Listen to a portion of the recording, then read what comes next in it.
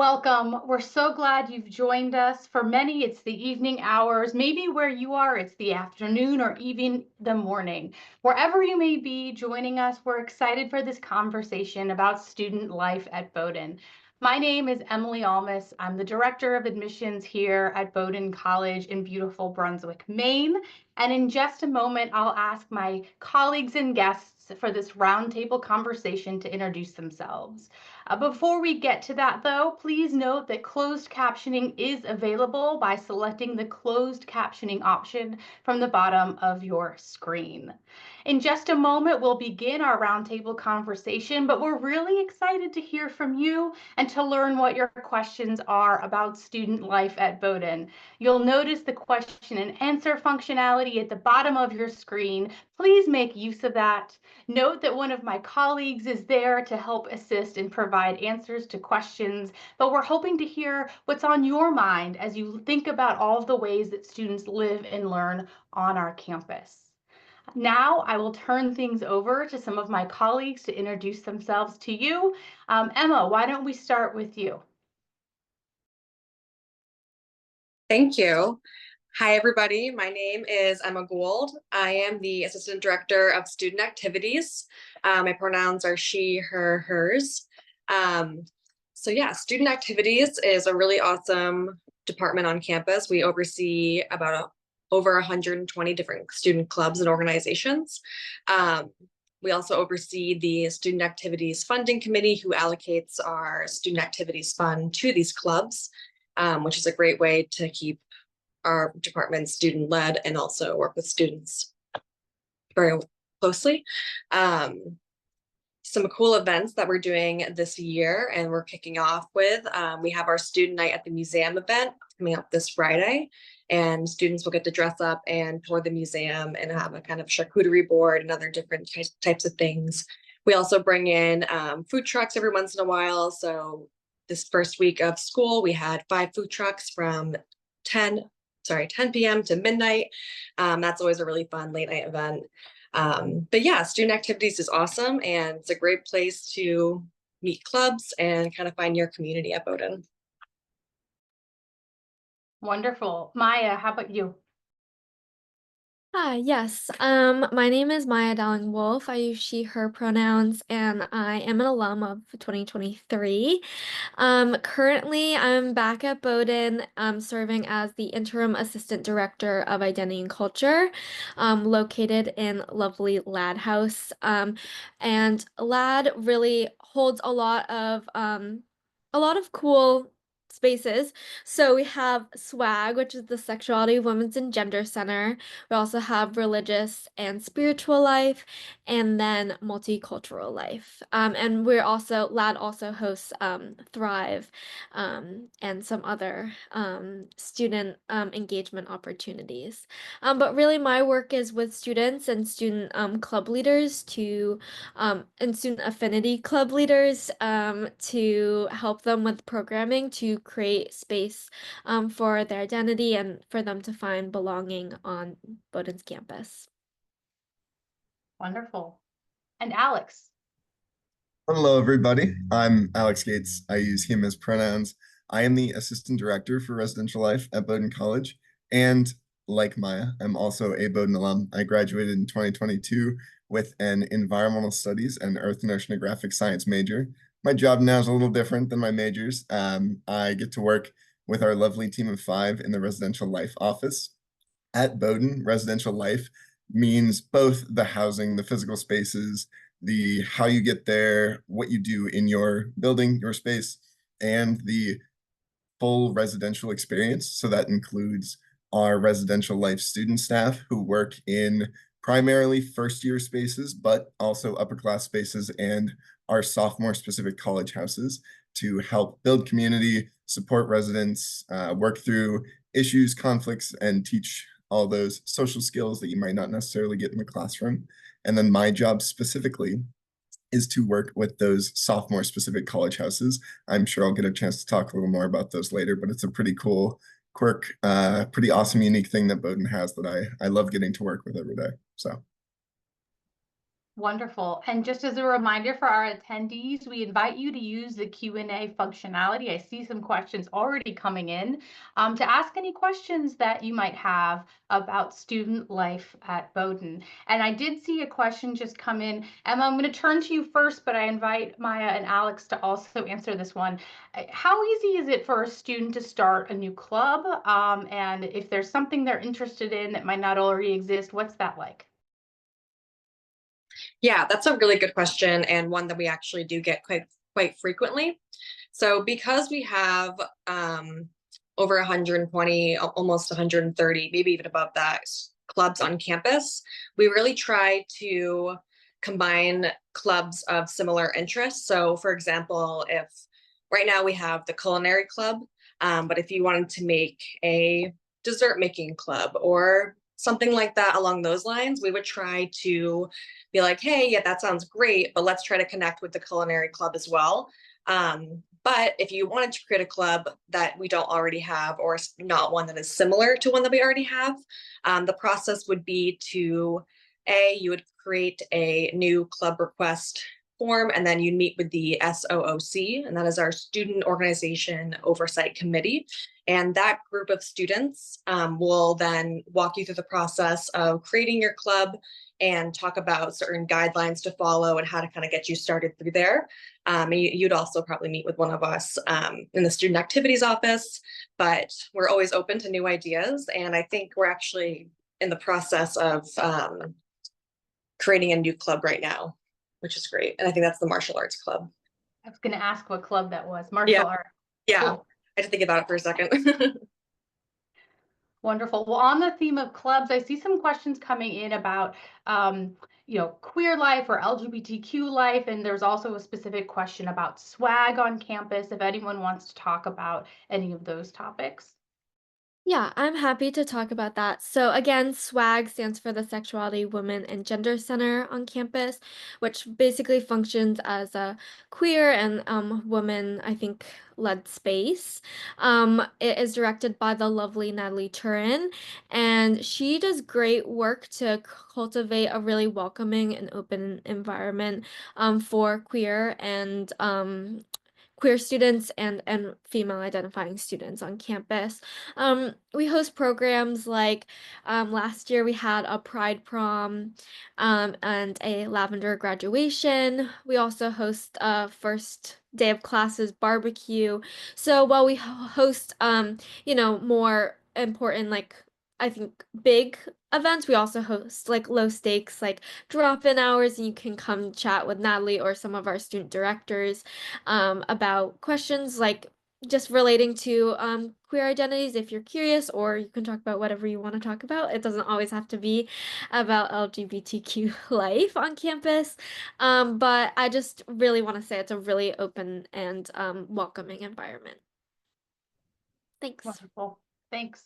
I see a question that's come in about the outing club, and this person has limited experience in the outdoors, but loves being in the outdoors. And they have a question, and I'm going to actually broaden it beyond the outing club, but their question is about how someone with more limited experience in an activity or club can still be involved in that work. And I'm curious, Emma, maybe if you want to start, and if others have thoughts they want to chime in, they're welcome too. Do people need to have lots of expertise in the things that they want to join a club, or how does that work on our campus? Yeah, absolutely. I think the outing club, this is actually, even though it says the outing club, it's actually not part of student activities, it's its own entire department, which is actually great because that means there's more opportunities and more people that work in the Bowdoin Outing Club to bring beginner type classes, or I guess experiences that you can do.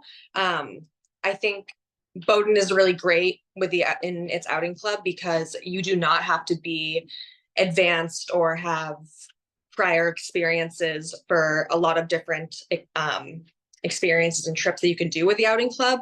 I know they do like a beginner skiers course over the weekend, and lots of just also local trails and kind of outdoor activities that aren't extremely strenuous or don't require like backpacking 5 hours into the woods and camping. So yeah, there's plenty of different things that you can do, especially with Bowdoin Outing Club. Would you also say that, sort of extrapolating beyond the outing club, Bowdoin's a place where, you don't have to be an expert in XYZ topic to be involved in the club or student life in that topic? Oh yeah, absolutely. I think another great place, and another great reason why clubs are awesome at Bowdoin is because you can really be a beginner in any certain topic, or kind of, try something new. And I think that's one of the greatest values of clubs, is that you can try so many new communities that are very niche, but and kind of find like kind of where you fall into and like what you really love to do. So yeah.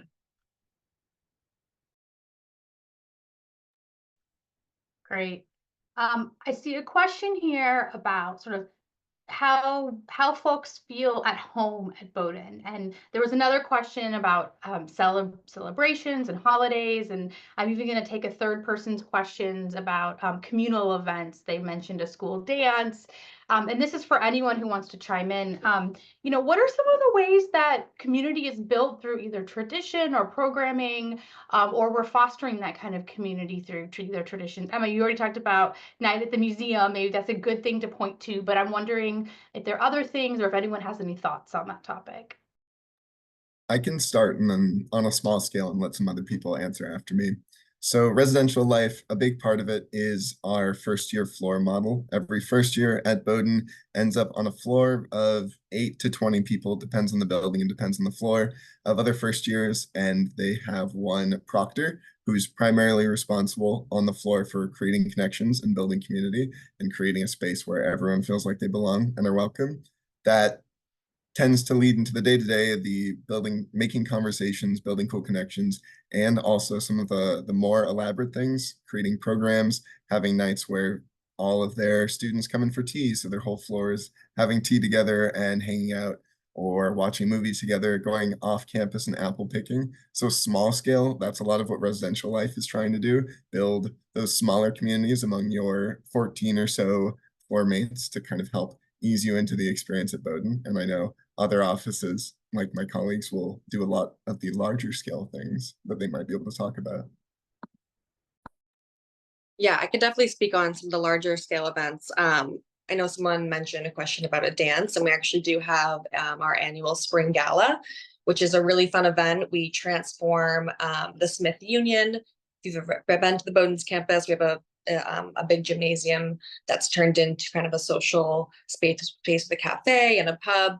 But we kind of transform that space into a huge gala night, and we have balloons and decorating, and decorators come in, and it's really awesome. We also have like a huge balloon drop, which is great.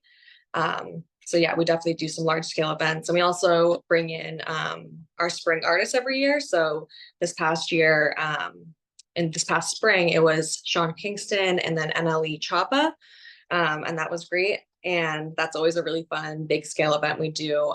And those artists are picked by a student board called the Entertainment Board, which is also pretty cool. I'll speak to identity and cultures events that we host. Well, we just kicked off Latin Heritage Month with a kickoff, and then tomorrow night we're hosting a Mexican Jewish dinner, which is hosted by Professor Margaret Boyle, who recently wrote a cookbook. So we like to incorporate faculty and staff when possible. Some other big, I guess, months for us is we have October. We celebrate Black History Month in February, where we don't host it, but Ebony Ball happens, and that's a very big event on campus. It's just like a dance, very fun, and yeah, we have a lot of and Women's History Month is also very big with lots of programming, and I would say like generally, I think the form that we follow for these like big celebration months is we always have some academic, lectures or programs, and then we just have some fun like low-key events where you can just come and find community, and then maybe a bigger, like Ebony Ball, like a big, wide scale school event. So we do a lot of work, clearly across offices to create a fun and engaging community that you want to engage and like be a part of. Yeah. And if any of the things we've been talking about this evening so far pique your interest, we'll drop some links later on in the chat where you can learn more on various websites at the college about some of these student organizations, as well as resources and offices. So stay tuned for that. I want to shift our attention just a little bit to talk some more about housing. Alex, you talked a bit about earlier the first year housing system. I'm curious for folks who might know a little bit less about housing at Bowdoin. Do you have sort of a snapshot you would provide to folks of what the housing overview is like? What's housing like on campus? Happy to do that. So first year, we have a very strong first year housing model of 8 residential bricks of 60 to 80 people that house our 500-ish person first year class. Each brick is split into 4 or 5 floors of that 10 to 20 people, depending on the building. And that model relies very importantly on having an individual who works for Res Life, a student who works for Residential Life, a proctor on every single one of those floors, and another student who works for Residential Life who lives elsewhere but works with the floor. So they're kind of affiliated. They're not there all the time, but there to do programming and that kind of stuff. And sorting into that, we take a large chunk of our summer to spend looking through information that incoming first years submit on their housing applications, figuring out how people might live together, what can make up a room to create a cohesive group without all being too similar, and creating a really distinct, awesome group of 2 to 4 people in your double or quad your first year. And we make floors the same way. After your first year, we have a bunch of different housing available, all kinds of things depending on what you're interested in. We have some larger scale apartments of 4 to 8 people that have kitchens that are often taken by juniors and seniors. We have some more classic dorm style living with singles and doubles that often end up with the juniors, and the sophomore class might end up in those. We also have the unique, I mentioned, college houses where 200 sophomores go through an application process, have to present some programming ideas because those are a huge programming part of campus and are chosen by a group of people, one of which is myself, in the Residential Life office, students and professionals, to create really cool, cohesive 20-ish person houses that function as this bridge between off-campus living and on-campus living. So we have really cool, really interesting, and a lot of really unique housing on campus. It's ranges from the typical stuff you'd see on a college campus to much more interesting communal spaces. So a lot of really cool stuff for housing. One of my favorite stories, I guess. It's not a story. I know the students involved are some students I know who chose to live together every year, all 4 years, which started out as a random, but not so random as we just heard from Alex, pairing as first years. So, and I think that gets into the campus culture. We're getting some questions coming in about collaboration versus competitiveness. I often talk about how I see Bowdoin students as particularly collaborative, that they're thinking about each other and that building of community. But this question goes to anyone who wishes to chime in. What are the ways that you might see that in the work that you do on campus, that collaborative culture? Are there things that stick out in your mind and in your areas? I can start on this one. So I mentioned I work with the college houses. Each of those is 20 or so sophomores, most of which did not know each other going into this experience or had very loose affiliations with each other. So it's 20 semi-random people ending up in a normal sized house together tends to bring up some really interesting collaboration and conflict. It really teaches a lot about learning to cohabitate in a space with people who are very different from you, who have different sleep schedules, different ideas for what they want to be doing in the space, and often results in really cool collaborative efforts. Those buildings bring together very distinct students in very different parts of campus. You'll have students who are really affiliated with a certain affinity group. Maybe they're a member of Black Students Union, and that's really important to them. And then you have someone who is really hardcore into the Bowdoin Outing Club, and they really love the outdoors. And suddenly these people are working together to make a Black Students in the Outdoors event, which is so cool and something that I know happens because we intentionally bring these people together, and Bowdoin students are open to that and open to finding the experiences where they find a person who might be a little different from them. They work together and make something really cool out of it. So that's just a microcosm. It's a small space it happens, but it's something I always love seeing every year. I think another good example of collaboration across departments even is my department, which is student activities, is actually working with Maya's department. We're working with SWAG.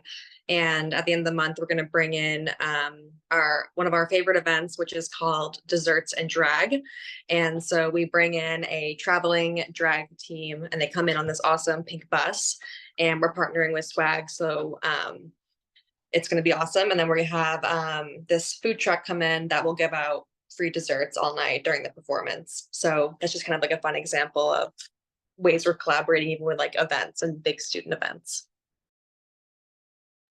Yeah, I also work a lot with students, student affinity groups, and my colleagues, the directors of each center, work, I think, more directly with students, and I see the hard work that they do to collaborate with those students. So I guess I want to make it clear that there's all different types of affinity groups. So we have Hillel on campus, we have a Muslim student association, as well as a Christian and Catholic student union, along with broader affinity groups like Black Student Union, Asian Students Alliance, and then within that there's like more niche, like not niche, but specific groups like Vietnamese Student Association or Japanese Student Association. And then for SWAG, there's a Women of Color Coalition, as well as I think Bowdoin Women in Science. So there's all these different kind of student groups that are grouped, I think, by identity that students opt into because they find community and they find value in being with people who are like them. So yeah, I think it's a great place that students are able to talk with directors of these centers to get programming off the ground. And I do see my colleagues work really hard to listen to students and bring events that they want to see. That's great. So collaboration among students, student groups, but also among staff and students. Everybody's collaborating in all directions.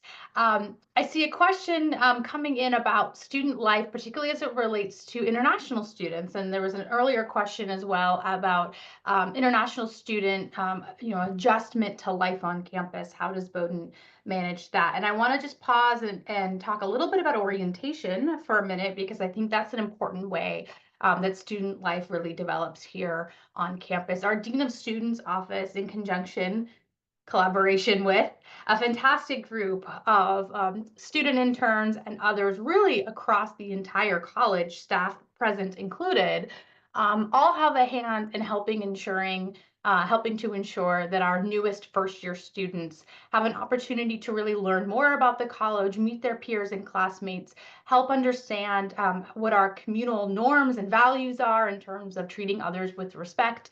And that happens every fall as we welcome our newest students. New students come to campus a few days before others, and they do fun, exciting things like a first-year orientation trip, among other things. But our students who are international students also have the opportunity, it's an opt-in option, it's not required, to come a few days even earlier and spend some more time learning about life on a college campus in the United States. And this is a great way that we provide additional resources, information, peer mentors. There are lots of different folks involved through our Dean of Students office, and really making sure that our newest students, including those who might be joining us from other countries, have an opportunity to learn more and gain access to resources on campus. So whether a student is coming from far away or just down the street here in Brunswick, we want to make sure that all students on campus have that orientation period and really feel welcomed, seen, and valued in our community. That's something that's very important to us. All right, another question coming in here. Some questions about the weather, and there's some folks who are coming or are writing their questions from places where there's not cold and snowy weather. I think I saw on that. And they want to know, what's student life like in the winter at Bowdoin? Anyone's free to answer this question. I'm curious if anyone wants to go first. Yes, so I actually think most of the people on the campus or on this panel are actually from Maine, so we're native Mainers and very used to the winter, but I can speak to it as someone who doesn't like the cold. I think the winters can be tough, especially when it's really snowy and if you're not used to snow. It's very cold. I think my biggest tip would to be to get a big winter jacket, and if that's not something that you have available to you, I know Bowdoin will help you find gear so that you can stay warm. But I honestly want to just say embrace it. It's really fun to be out in the snow. People will be making like snowman or women, snow people on the quad and snow angels. Like it's very fun. The first snow is always like a really fun time on campus because everyone runs outside and is so excited. So I think you can do it. I think it's an adjustment, but it's really fun and just embrace it. Yeah, I think the biggest thing about winters in Maine is that you find hobbies indoors that you tend to enjoy a lot because it is really cold outside, and sometimes you don't get to do the things that you might have gotten to do during the summer when it's less than 30 degrees outside, very cold, or there's a foot of snow outside your door. But you find fun things to do inside. I think Bowdoin does a great job in encouraging a lot of really cool indoor activities, and with the outing club showing and teaching ways to enjoy the outdoors in Maine. Because for us, it's second nature. We've been doing this for a little bit, but I fully understand that it's not for everybody. And there are some really cool opportunities that come with it. And I agree with Maya. Get a winter jacket, be ready. Don't trick yourself into thinking it's not going to be as cold as it is. It is cold. Yeah, I think all really great points. And so, like Alex was saying, like in the winter, you kind of get a new chance to find a hobby to do indoors. And something I like to do a lot is crafting. And something that we also have on our campus is the Bowdoin Craft Center, which is one of the kind of programs that I oversee in our office. And so the Bowdoin Craft Center is a building on campus that is just for students, and it's just a huge craft building. It's exactly what it sounds like. We have a pottery studio downstairs that has wheels and kilns, and so you can create pottery from start to finish. We also have a sewing room upstairs and a big multi-purpose room, and there's just about every craft you can think of. I feel like whenever I go up there, I find something new. It's a really cool building to explore, and so in the winter you are able to access that 24 hours a day, 7 days a week. So it's kind of a cool space for students to decompress and do something when it's not so nice out. The craft center is extremely cool. So I see a question here. This is a really thoughtful question actually on this topic that we're on at the moment about, what spaces, common spaces exist on campus to build connection, friendship, community. And I'm curious, each of you inhabits literal and figurative space on campus. And I'm wondering if each could talk a little bit about some of the common spaces, whether that's in a residence hall, in Lad House, in Smith Union, or elsewhere, whatever it might be, that help students come together and forge, connections with others. I can start on this one. So my office is in Smith Union, which is a pretty social place on our campus. The upstairs into Smith Union is our cafe, which I go to every morning, and I get a donut, and it's awesome.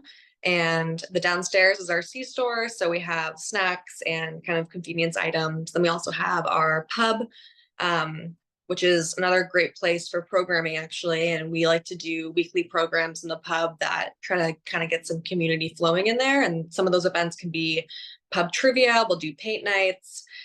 We've done pub bingo. We bring in some live music in there. So it's a really fun and functional space that also, I would say, definitely invites a lot of community. On the residential building side, every or almost every residential building has some sort of common space for residents of that building. Everything from the first year bricks to the college houses to some of our bigger apartments still have spaces where multiple apartments can come together and watch a movie on a big TV, sit and hang out, play some board games, that kind of stuff. And then the college houses specifically, we refer to them as the living rooms of campus. You can check the Res Life website, something we are very proud of. And we consider them a space where all students, some point during their academic career, whether they lived in a college house or did not, they're going to end up in the living room of a college house for something. Clubs meet there. They do smaller scale social stuff, large scale speakers, everything, all that kind of stuff happens in the college houses. It's a common space that any group on campus can use. They just have to reach out to the residents to make sure there's nothing else going on that day. I think it's one of the most commonly used spaces outside of the big Smith Union and some of the other larger gathering spaces, because Bowdoin does have, it's a smaller campus. There aren't that many big scale spaces that you can use to program. So these college houses come in perfectly for the medium spot where you want 40 to 50 people in a space and you're not going to be able to fill a whole gymnasium or something like that. As I mentioned, my office is in Lad House, which is a really great and fun. It's literally a house. It used to be a house. I guess well it is a house. But we have some really great programming spaces and just also just chill spaces where students like to study. We have a living room, we have some more like conference rooms, we have a dining room, and then I wanted to talk about we have a kitchen that's open for students to like rent out or borrow. And then we also have a separate kosher and halal kitchen for students who want to make food in with their dietary restrictions and religious observances in mind, and that is by key card access only, and you have to take a quiz and do some learning to prepare yourself for using that kitchen, just so that the kitchen stays safe for all students to use. But that's another really fun way, I think, to find community and hang out with your peers on campus is to go bake brownies or make dinner in a kitchen. I think that's really fun, especially as first years, because there's not kitchens or full kitchens in first year dorms, so you can come to Lad and make a dinner for your floor. Yes, I want to echo the kitchen sentiment of kitchens being a really important common space, especially for first years when they don't have them. The college houses, all eight have kitchens. A lot of the upper class spaces have kitchens, and those kind of become spaces where lots of people come together because they might not be able to do it in their first year brick, but they can do it in Lad, in a college house, in some other space on campus. So that's a great point. Thank you for bringing that up, Maya. Well, and the dining services at Bowdoin, just as an aside, are fantastic. So there's always great meals happening in one of our dining facilities or at the cafe or the grill. So it's a nice supplement to a really tasty meal that you can find at Bowdoin as well. I see some questions coming in about theater and the performing arts, music, and just thought we would turn our attention for a minute in that direction.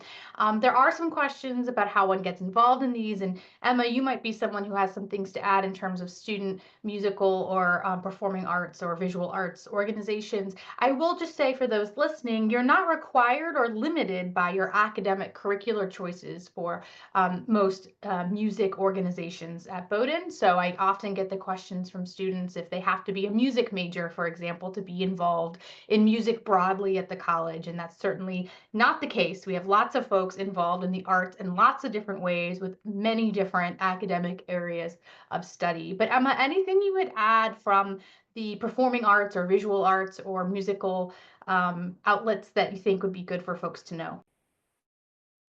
Yeah, totally. So part of our clubs on campus, we have our a cappella groups, we have our dance groups on campus, and we also have improv and stand-up comedy groups. So there's lots of different ways you can get involved performance-wise. I also like to say that we do have a really cool student band and student music population and community on campus. One of the other kind of programs I oversee is the practice rooms on campus. And so these are located in Smith as well. And they're actually, we have two practice rooms, which are spaces for bands to practice their equipped with a bunch of musical equipment. We have drum kits, guitars, amps, keyboards, all the things you can think of. We also have a recording studio that is now fully functional, and we're kind of partnering up with a studio over in Portland, Maine. So if you're interested in music or joining a student band or forming a student band, that's a really cool way that you can also get involved on campus. Wonderful. All right, I've seen some questions about life in Brunswick, and I know our focus today is on student life, presumably on campus, but I did just want to sort of touch upon, please feel free to any of our panelists if they wish to jump in.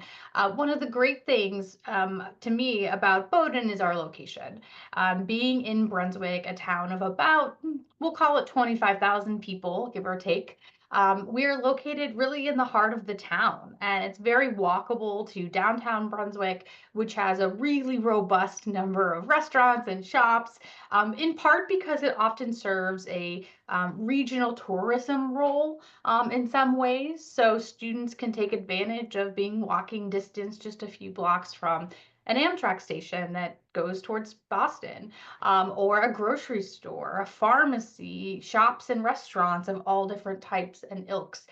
First year students are actually not permitted to have cars on campus, so everybody's walking or biking or razor scootering or whatever it might be to their destination that first year and beyond oftentimes.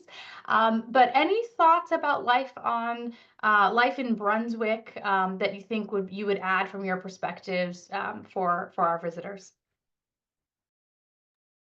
I've been lucky enough to live in Brunswick the last 6 years, 4 as a student, and the last 2 as a staff member. I live just across the street from the college. And I think Brunswick is the coolest place I've ever lived. It is really easily accessible. I am not someone who drives. I don't have a car. So the walkability is really important to me. And the access to places past Brunswick is also really important to me. That Amtrak station has brought me to countless concerts in Portland and Boston because I'm a big music fan.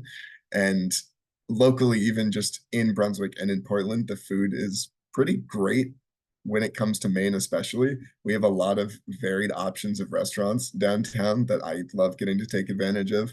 Just getting to walk downtown if I'm not feeling like cooking dinner and getting to eat a really cool Japanese, get sushi, or get Vietnamese, get Italian, whatever I'm in the mood for. I feel pretty lucky to live in a place where that is so easily accessible, especially with it still maintaining the small town feel in Maine, which is pretty challenging to balance those two things. But I really appreciate that. I would say that Bowdoin definitely has such a good relationship with Brunswick, and Brunswick has a great relationship with Bowdoin. For one of my classes, I took an education class, and I did a lab, or I spent some time volunteering at Bath Middle School. Bath is a local town, maybe like 15 minutes away from Brunswick. So it's really cool. I think Bowdoin at every opportunity looks to engage, high schoolers or middle schoolers, or, people from all different kinds of community to, bring people together. So I think that's really unique. So I definitely think the academic programs take advantage of the Brunswick community, and what they can teach us, and what we can teach them. Maya, was that through the McKean Center or was that through your class? I was just gonna bring the McKean Center to the forefront, but if it was not through that, I can talk on that as well. That was through my class, Okay, but perfect. Yeah, so another resource we have on campus is the McKean Center for the Common Good, which is a hub of opportunities, resources, and support for engaging in the world beyond just campus and thinking about our impact. And so whether it's public service, government, volunteerism, research, there's lots of different ways, whether it is, getting out the vote or providing direct service to a community or working on a research project or even going to Washington, D.C. For some time. Many different ways. I certainly don't have all the time to tell you all of the great work they do, so check them out if you want to learn more. But another example of the ways that Bowdoin students are engaged in community near and far. So definitely check out the McKean Center as well. And I think that's sort of in keeping with this idea of community that we've been talking about tonight, that Bowdoin students are thinking about how they impact others, and what that might look like. In terms of student clubs and organizations, do you see that students are also getting off campus and in the community in different ways in that work? I know many of those organizations are from the McKean Center, but I imagine there's some overlap with your area as well. Yeah, absolutely. There are lots of different ways that students get off campus, and clubs are getting off campus. So, for example, we have two different ski teams. We have ski and ride, and then we also have our alpine ski team who competes. So, ski and ride, they get off campus in the winter and they're going to mountains on the weekends and they're skiing as a group, and it's super fun. And then alpine ski is a competitive team and they are going off and then training. And I was actually just talking to these club leaders at our club leader training, and they were saying that this is also a really good sport if you're interested in beginner.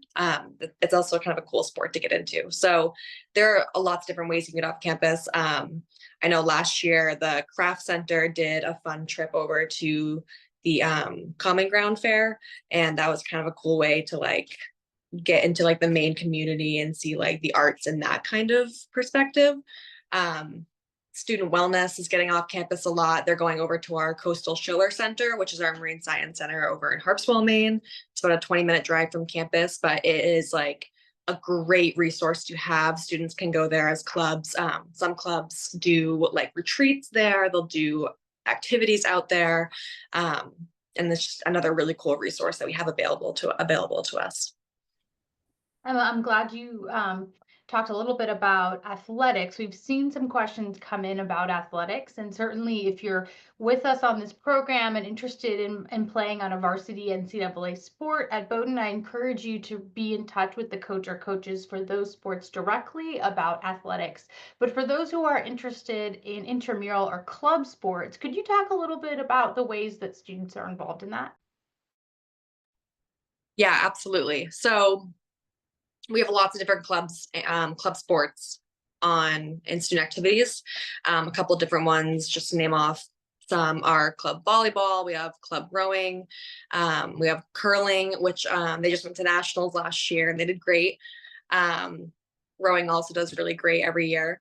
But so different clubs are going to have different commitments. They're very student led, or some groups that are bigger, such as club soccer teams, club rowing, will actually hire coaches for those teams. So they're not entirely student led. You're going to have a coach, but your student board is going to be made up of students who are deciding on how to spend the club's budget, and etc. But like I was saying, different clubs will have different commitments. So I was just talking to our volleyball team, and their commitment right now is they do Monday, Wednesday, and Friday. They do a spin class together, and then they go and train after. It seems awesome. Rowing, however, will wake up at 5:30 in the morning and then go out until 8 a.m. So if that's your thing, go for it. But I would say one of the best ways that you can get involved in club sports, like right as the year kicks off, we have our student activities fair at the beginning of every year, and you can meet club captains and sign up for emails and figure out when tryouts are. So each club is different, but you can definitely always contact their leaders or meet them in person and chat about it. Great, thank you. Being mindful of the time, I did just want to share some additional resources with our audience. If we don't get to your question today, please note that you can always email us at admissions@bowdoin.edu, and we'll be happy to answer your questions, particularly any questions that came in around the admissions process specifically. Please feel free to reach out to us directly, and we're happy to help. That's why we're here. I did just want to make a few other additional announcements before, in just a moment, I'm I'm going to turn to our panelists and invite if they have any last thoughts or comments they want to share with all of you. One is I am seeing questions coming in about financial aid. There's actually a program tomorrow about financial aid that's virtual. And so be sure to check out all the additional upcoming virtual programming that we have to offer. As a reminder, Bowdoin meets 100% of demonstrated financial need for all admitted students, regardless of residency or citizenship.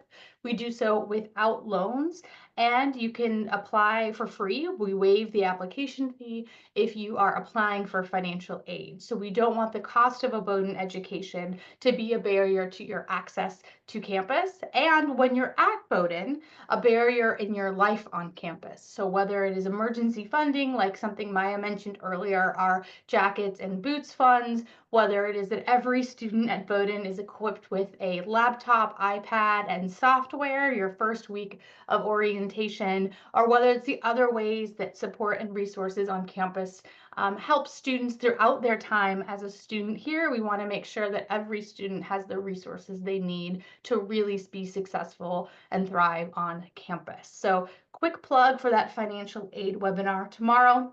You can find all the information about our upcoming virtual events on our website, as well as a virtual tour. So if our conversation about some of these cool spaces and buildings and programs has piqued your interest, be sure to check out that virtual tour. We'll go in the same order as we did in the introductions. I'm going to ask my panelists in just a minute to tell you any last thoughts or ideas that they want to share, any words of wisdom you want to leave with our visitors this evening. And Emma, I believe you went first, so I'll turn to you. Thank you. Yeah, I think some of my biggest takeaways of Bowdoin is that I think being a smaller size school, it definitely feels very much like a community. And I feel like I'm always seeing people that I know, students that I know and work with. And it's just very nice to kind of recognize the people that are around you. And I would also say that, you know, if you're interested in something, I think that we definitely have a club for it, and we definitely have a space for it. And I think it's a really great way that you can find your community. And I think there's lots of opportunities for that. Great, thank you. Maya, I think you were next. Yes, thank you. I have a few things I want to say.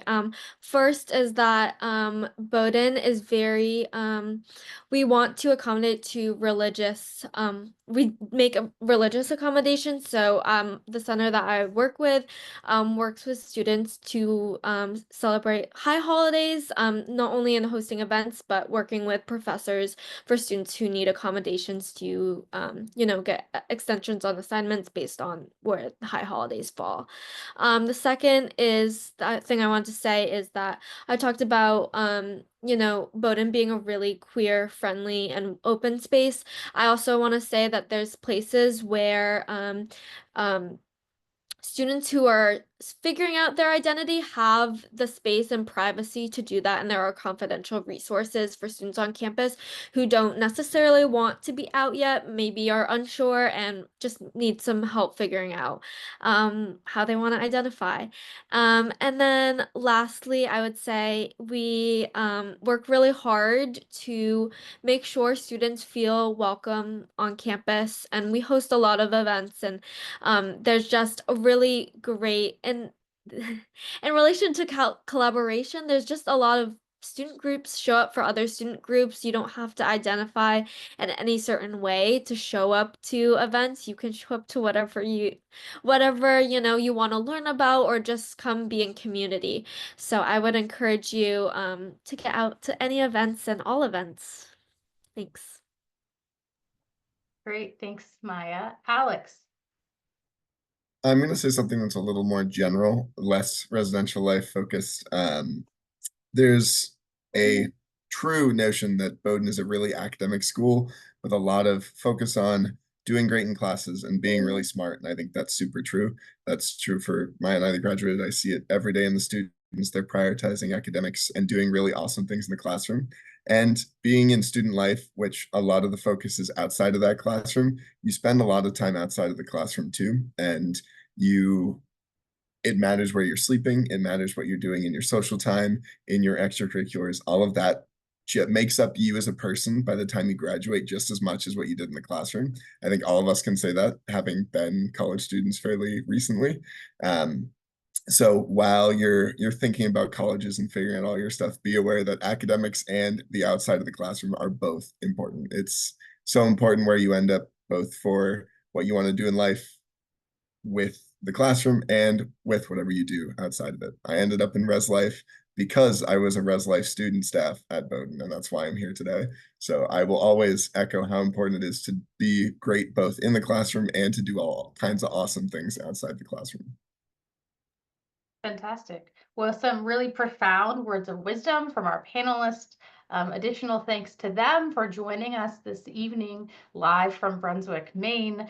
No matter where you may be in the world, we hope that you're having a great Monday, or if you're already onto your Tuesday as well. Whether it's thinking about the ways that we build intentional community, that we're collaborative, that the entire experience you have on our campus is what we hope is the best 4 years of your life. That's a little line from the offer of the college. We hope that this has been a very informative program. Thank you so much for your questions, and we look forward to seeing you on our next virtual program here at Bowdoin College. Thank you so much.